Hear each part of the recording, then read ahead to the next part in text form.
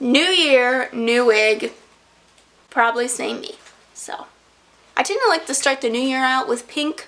I don't know why. It's like it reminds me of birth.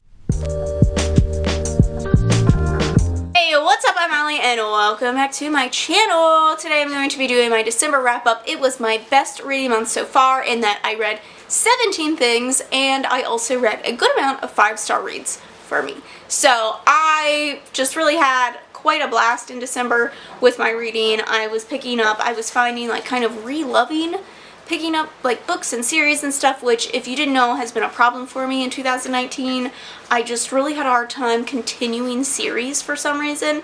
But I do want to remedy that in 2020 and I think it has already started. So I do want to mention quickly that this wig is from Ava Hair. It's one of my favorite places to get wigs. I love their wigs. You guys compliment most of the wigs that I get from there. They're my favorites to wear. They are just so beautiful and I just love the quality of them. Now they didn't send this to me, but I am very appreciative because it is beautiful and I will probably be wearing this all January.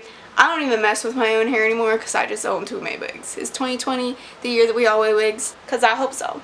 Anyway, I'm going to leave all the information down below. They have coupons all the time, so just check in whenever. I'm sure they're having like a New Year's sale right now, so I love this one. It's like Hermione meets Fall Out Boy. Hermione meets Paramore. Hermione meets just all the emo kids at Hogwarts. Let's go ahead and get into this.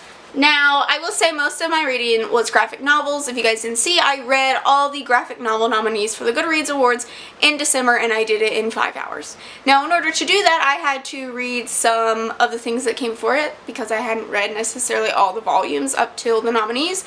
So, I had to do a little bit of homework. Now, the first thing that I read in December was actually Heartstopper Volume 1. Now, I was highly confused trying to find this because it is currently only technically available in the UK. Now, if you order it off Amazon, the UK version is the one that comes. It doesn't come out in the US until like June or something ridiculous. So I was like, I couldn't find it in stores. I couldn't find it in like thrift stores. I couldn't find it online. I was just like, what the heck? Like, what is going on? People have read this. It's a Goodreads nomination. Like, I don't understand. Is it not out? But thankfully, it is online, and you can read it online. So, that is what I ended up doing, and I am so stinking glad that I did because I loved this graphic novel so very much. It is about a young boy who has come out as gay, and the school kind of bullied him for a while, but they're kind of laying low now. And he's kind of in a weird relationship, like friends with benefits thing, with this very popular guy who is essentially just using him. He keeps saying that he's not ready to come out, blah, blah, but he's also not very nice either. He starts making friends with one of the rugby players, and they connect instantly. They become very close, and our character very much has a crush on him, and you think it's mutual. But our other friend, our rugby friend, doesn't really know. He's very confused right now. So this was so cute. I loved just seeing their relationship grow, just like as friends. I loved seeing the cute things that they were doing. I loved all their interactions. It felt very realistic. It felt just so genuine, and I love this so much. I think I gave that one 5 stars, and then I read the second one for the Goodreads nominees, and I also gave that 5 stars. It was heartbreaking. I sobbed like happy tears. It was just so good. I'm so excited. Now I'm holding off until they announce like the 3rd volume before I read the 3rd volume, even though I do believe that it's online.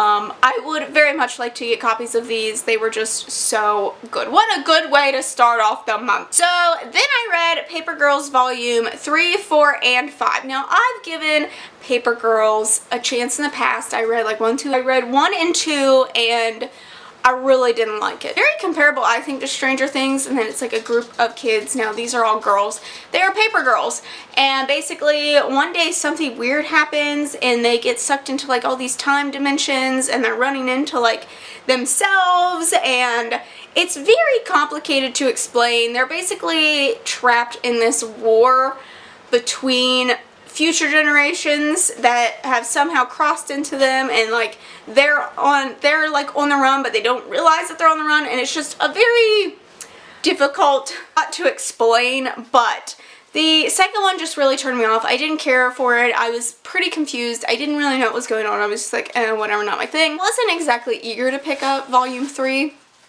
I really liked volume 3. So I liked 3, 4, and 5 pretty equally. I was really impressed with where it was going. It was much more entertaining.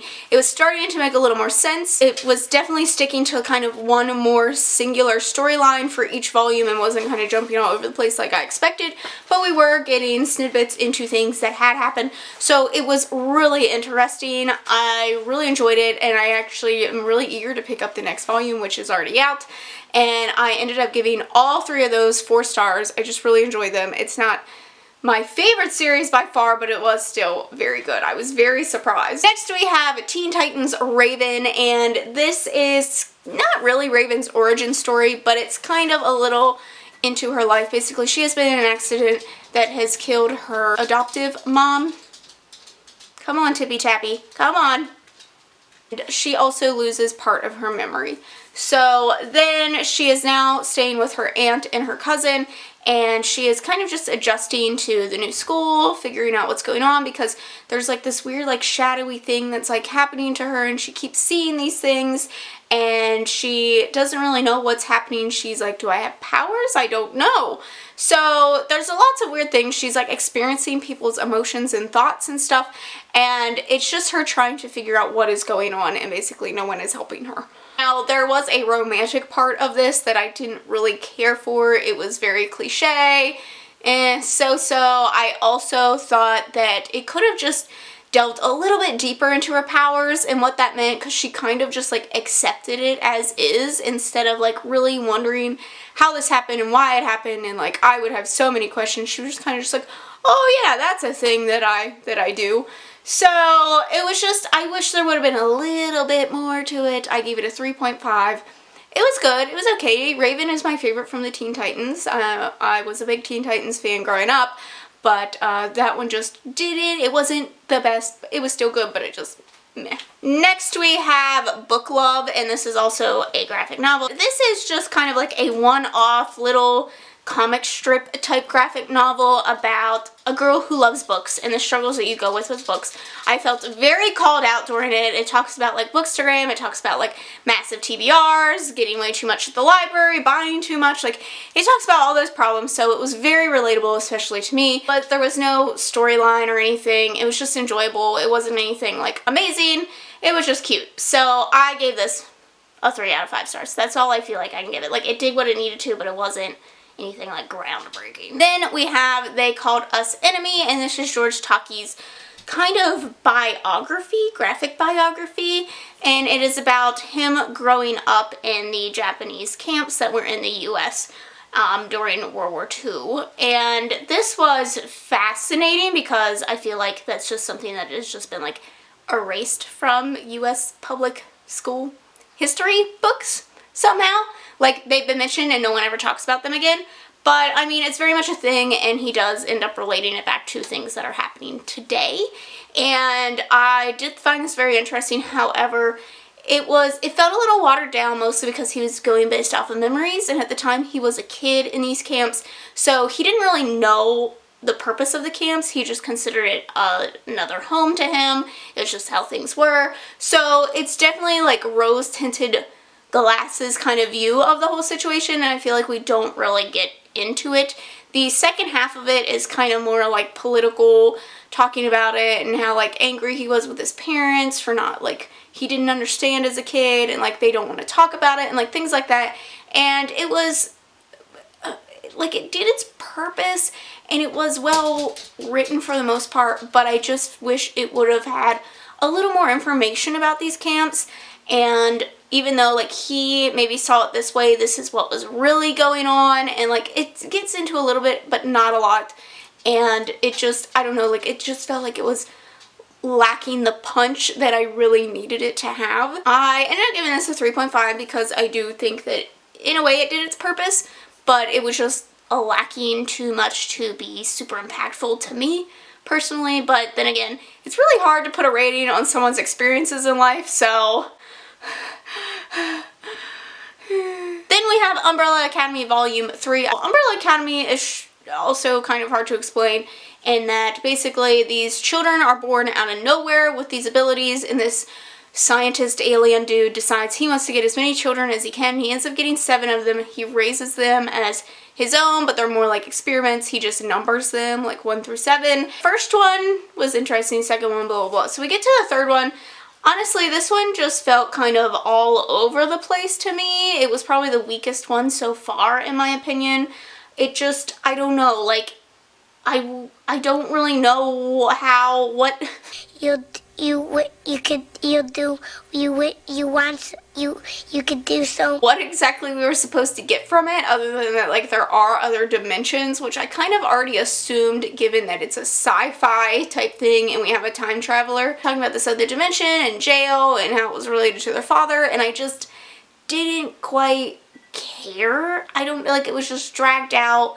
We didn't really get to see behind anyone. I want to see more of the characters, and I feel like we're focusing on so many things outside of the characters that we rarely get to see the background of the characters, which is what I'm really interested in. I need to be able to care about these characters to continue, and right now I just don't, because we're too focused on the things happening in the world, outside the world, in the dimension, in the planet, in the universe type thing. So I just feel like it's lacking that connection that I need to move forward. I ended up giving this a 3.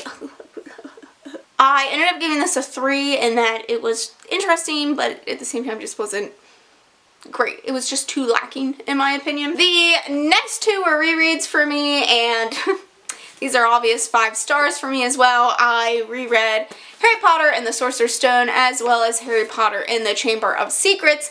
Now, I listened to these while I was doing stuff around the house. I love Harry Potter at Christmas time. I think it is the best time to reread it. I planned on reading all of them in December, but I just didn't get around to it. I do plan on rereading possibly the rest between January and February.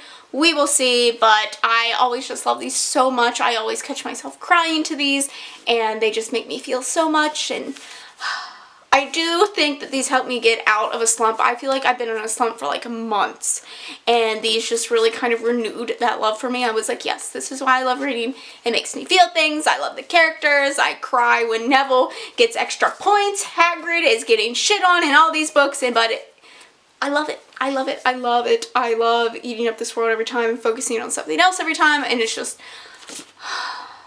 my babies. And I had this renewed love for reading. I was like, I really want to get into a series. I was looking for like some sort of angsty kind of romance type thing going on. So I was like, what better thing than to read than The Wicked King? So I was like, this is gonna fulfill that angsty romance thing that I'm looking for. So I picked this up. I've been kind of putting it off again. I had an issue with reading series in 2019. I don't know what it is. I just was really weirded out about continuing series for some reason. Now, I will say, looking back, I don't particularly remember being like super amazed by The Cruel Prince. So that could have been a reason I put this off for so long. Why did I put this off for so long? This is definitely the best one in the series. This is the Beckest. I feel like this is the strongest second book in a series I think I've ever read. A lot of times books fall into the second book slump, but this one definitely surpassed the other 2 by far. But I did give this 5 stars. I read this in one sitting. I obviously really enjoyed it.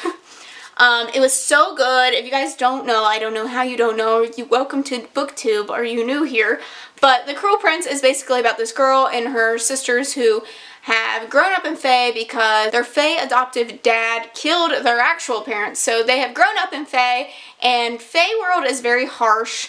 There's a lot of different rules to play by. There's like different ways to trick people. And so this follows Jude as she wants to navigate fairy, and she really wants to. She wants to fit into the fairy world, and she is manipulative, and she makes poor decisions, and she's not a very good person, but that's part of being in Fae. And honestly, you don't really like her, but somehow you are still rooting for her. Now, there's some events that happen in the first one that obviously lead to this one, so I was very excited. We kind of get left on a cliffhanger. I was very excited to get into this one. I thought this one did really well at continuing that plot, really making it stronger, making things very unpredictable. This one had it all for me. This one really has solidified this series as a favorite for me. So this one is definitely a 5 out of 5. So then immediately I rushed out and bought The Queen of Nothing. Now, low-key, I hate the Barnes & Noble's editions, but I felt like I needed to get them because these ones had the letters to Jude from Carden in them, and they needed to be part of the story. If you have read this and you haven't read those letters, you need to. I was sobbing at those letters. They were so good. They definitely should have been included within the story somewhere because I feel like they explained so much that Holly Black did not. This one I feel like might be the weakest in the series just because I was already nervous going into this because I felt like it was going to be rushed because it came out in less than a year from The Wicked King. The issues that I thought it was going to have are in here, and I still really enjoyed it. I read this one also in one sitting. I ate it up, but it also just felt a little disconnected from the rest of the series. Like, there's a lot of, like, Jude has kind of been knocked off her high horse, and we don't see her thinking as sharply as she has in the past. I thought the overall plot just didn't line up as well. There was a lot of plot holes. There was things that I marked in this that I was like, okay, but like this could have easily come into play somewhere else and we've done nothing with it, and this is important, but it ends up being nothing. Like, there was so many things in this that I felt like were just holes in the plot, and the end part that was supposed to be so exciting and stuff, I just felt like wasn't written well enough for me to really believe it part of the story, even though this is a story of magic. I just didn't find it believable to the rest of the storyline, and it just wasn't the best. Now, I still really enjoyed it. I still gave it 5 out of 5 stars. I realize now that I probably should drop that to like 4, 4.5, just because I do think there are a decent amount of mistakes in this, but I can't deny that I still really enjoyed it. I still ate it up. I love this world. I would love more of this world. I know that she has like the other Fae stories that came before this. I do believe that they take place in the same world, but I want more of these characters. There just wasn't enough of the characters together in this. Like, we were trying to explain too much going on, and I needed more of them together. You gotta know your audience, and your audience is reading for Jude and Carden, and there wasn't enough Jude and Carden in this. You need the letters. If you haven't looked up the letters, look them up. Next, I have a book that is actually coming out January 7th, so keep your eyes peeled for this, but that is It's My Life. Now, this was kindly sent to me. I think Sourcebooks actually sent this to me. Is about a girl who suffers from pretty severe cerebral palsy, and this is kind of about 2 different things happening in her life. One, she has found out that the doctor who delivered her is responsible for her having cerebral palsy, and her parents have hid this from her, and they are making a lot of decisions for her medically, and she wants the rights to make her own medical decisions, so she is going to seek medical emancipation from her parents. Now, the other thing is that her old crush has moved back in the town. It's been like 7 years, and he has moved back into town, and she kind of has this rekindling of her crush for him, and she has the opportunity to message him anonymously, which is one of like my favorite tropes in romance. They end up having quite the connection over this text, but she is terrifying to tell him who she really is because she is afraid that he won't like her because of her disabilities and just because she has taken it at this point too far. So there's a lot of things going on in this, and honestly I think it kind of dropped the ball on a lot of it. Now, the representation I want to say is really good. I'm going to be passing this along to Angela. I think her channel name is Blonde with a Book. I'm going to have her link down below. She actually has cerebral palsy, and she has talked about it in videos. I'm going to be passing this along to her so that she can see if the rep in this is good. It seems like it is. It seems really good rep, but again, I don't know. So the medical emancipation plot of this just goes a whole lot of nowhere, honestly. I think it was just added to beef up the plot to make it outside of just a romance, but it just didn't work. There was a lot of like weird random discussions being had that led to nothing, and at the end it was just kind of a letdown. Nothing really comes of it. It just wasn't well done. Now, the romance is the driving point of this, and honestly I really enjoyed that part. That was what kept me going. I was really invested in it. I wanted to see where this was going to go. Now, I wish that the ending had been done better because there's some weird things that kind of happened out of nowhere that didn't really make sense to me.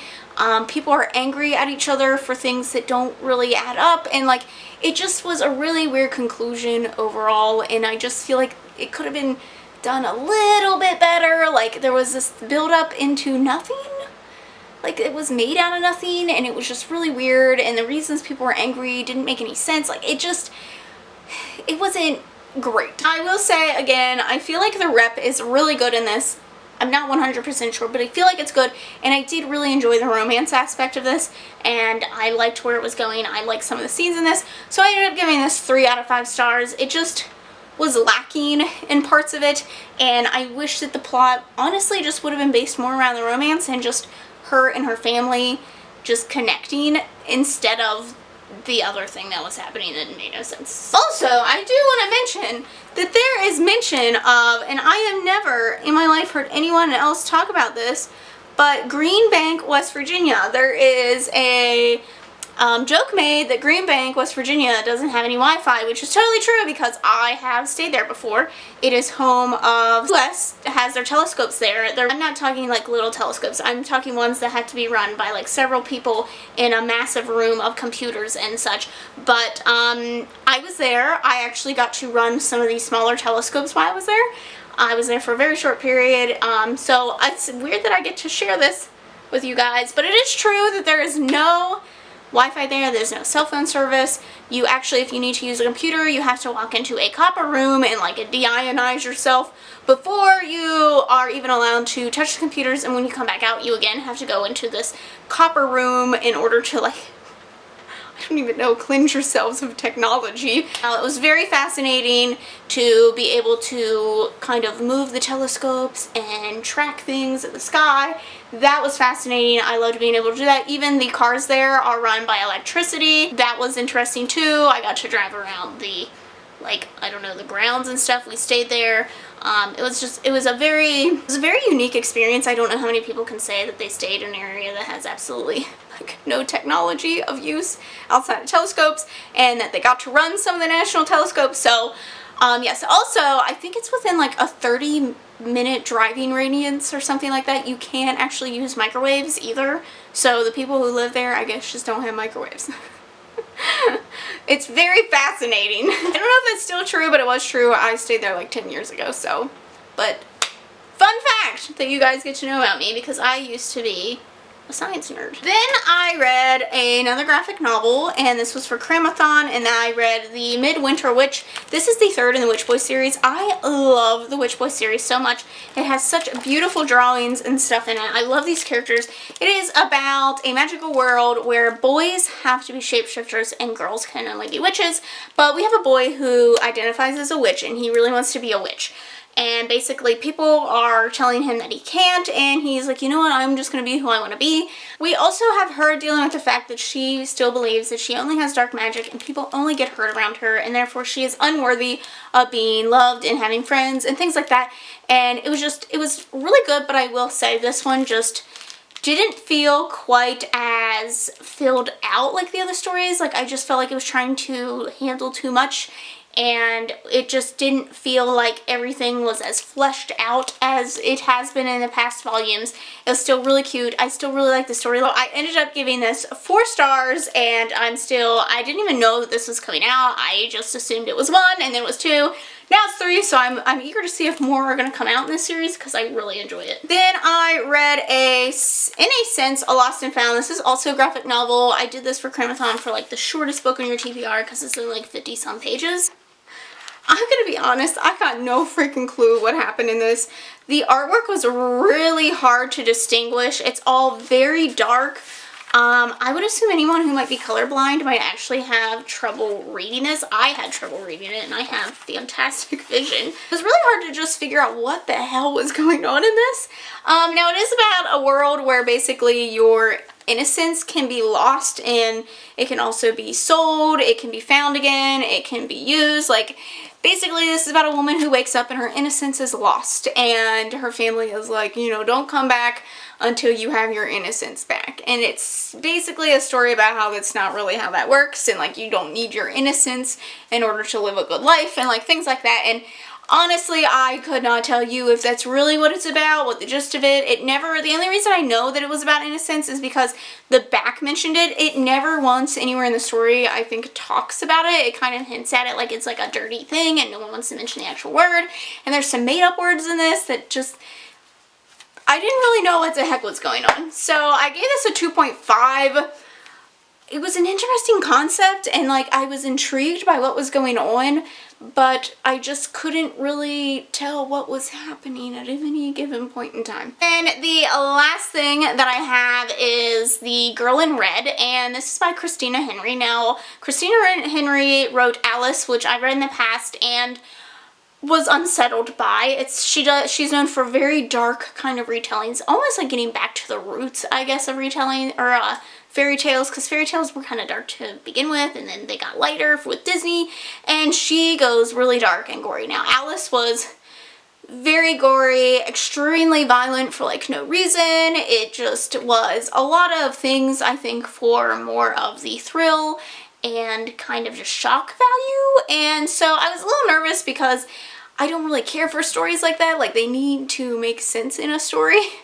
So I was a little nervous about going into The Girl in Red. Now, I will say this is an extremely loose retelling of Little Red Riding Hood. It is about a bisexual woman who is missing half of her leg, and this is a dystopian world. So I really like that it was played in that, like, you see the future, or not the future, you see the present where she is kind of fighting for her life in this dystopian world, and then you also get glimpses into the past about how the world came to be, things that led up to where she's at, and it was just, I really like that setup. I really like that this had a really great balance between that suspense and kind of gory aspects and also just like her life, because in Alice we did not get that.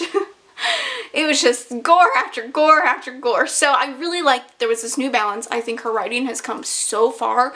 It's so improved. This was so good. It was so suspenseful. These are the kind of dystopians that I like, where it's like a mixture of living in this world and finding out how this world came to be. I also like that the characters weren't just like nobody kind of deal. Like, they actually meant something to the story. It wasn't just like someone we come across one time and never have to worry about again kind of deal. So I really like that part, and I just really enjoyed it. I think if you're a fan of Station 11, you would also like this, just because it has kind of that suspense of not knowing what's going to happen next, but also figuring out how this came to be. So I really enjoyed that. I will definitely be interested in reading more from her in the future. I will say I hated the ending of this. I really am not a fan of open-ended endings. Now, they make sense in some stories and I'm okay with it, but in this case I was like, this isn't what I want. I need more. So I don't know, maybe we'll get a sequel, because I know Alice had a sequel. Maybe we'll have a sequel, because I hated this ending. I'm giving this a 4 out of 5 stars. This is definitely, it's probably one of the better dystopians I feel like I personally read. I really enjoyed it. So that is it for my December wrap-up, guys. That feel like I have been talking for 10 years. What is new? I hope you guys have liked this video. Don't forget to subscribe to see future wrap-ups from me. Thanks for watching, and I'll see you next one. Bye!